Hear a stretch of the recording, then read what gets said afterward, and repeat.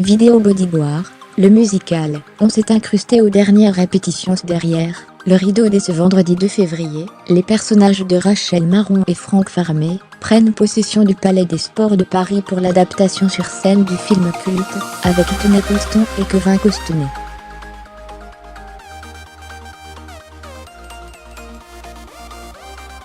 LCI s'est glissé en coulisses pour l'un des derniers filages du spectacle. La salle est vide, mais les derniers rôles sont annulés.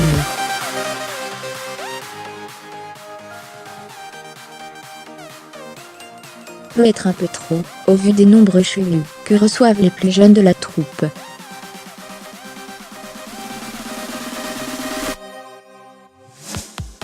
Nous sommes jeudi 1er février, il est un peu plus de 17h, et le premier filage de la journée touche bientôt à sa fin.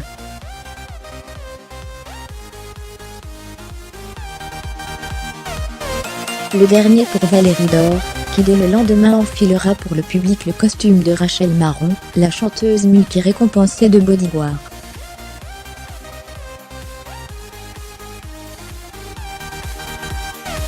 À la veille de la grande première au Palais des Sports de Paris, le spectacle adapté du film culte, avec Whitney Houston et Kevin Costner peaufine les réglages.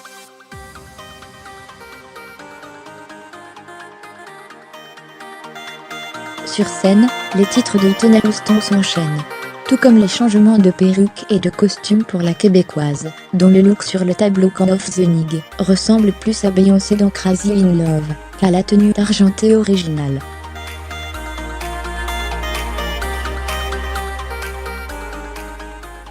Tout est chronométré. Un problème avec une chaussure, et voilà Valérie Dore en retard sur le deuxième couplet de We All Will Love You.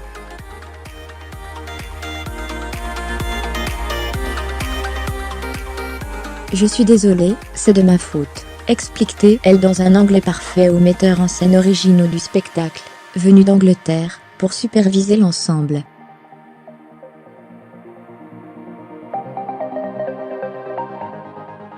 Les lumières s'éteignent, Benoît Maréchal, qui incarne le bodyguard Franck Farmé, reprend sa place et la machine repart au son du hi-fi.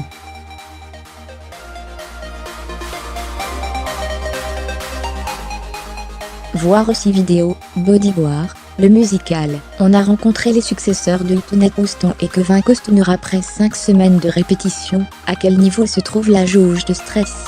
Je vous dirais qu'il est tout autour du stress. S'amuse Valérie Dore au micro de LCI.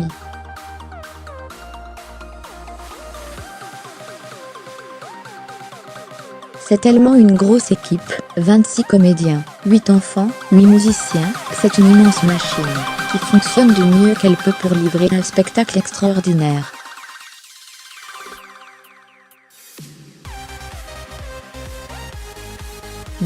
La réputation du public français, jugée très difficile et exigeant, elle ne préfère pas y penser.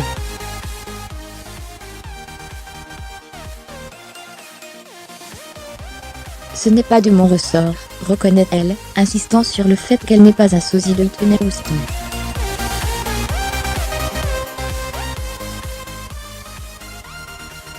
Les spectateurs retrouveront pourtant en elle un peu de leur idole, dans sa voix puissante, et sa force d'interprétation.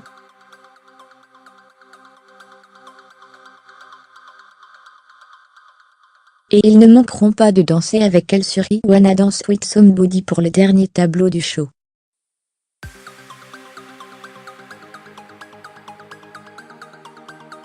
On n'a de notre côté pas pu y résister. Delphine de Fretta Smith à jour, créée